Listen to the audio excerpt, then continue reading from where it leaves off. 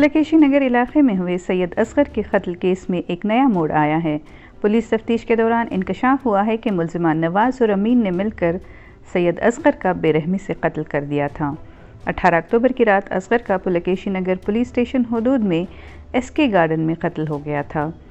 Syed Asghar second hand कारें फ़रोख्त करते थे।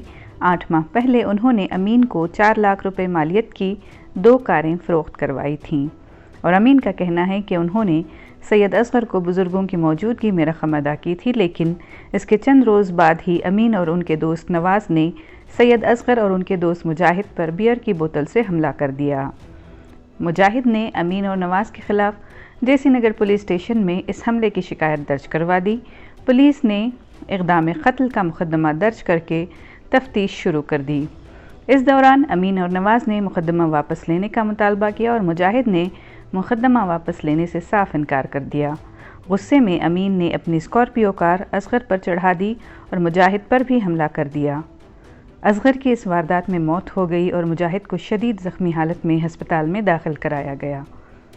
पुलकेशी नगर पुलिस स्टेशन ने जब तहकीकात की तो कत्ल को हादसा बताने की कोशिश करने वाले मुल्ज़िमीन की साजिश का पर्दाफाश हुआ है। वारदात में मुलव्विस मुल्ज़िमान अमीन और नवाज़ को पुलिस ने गिरफ्तार कर लिया है।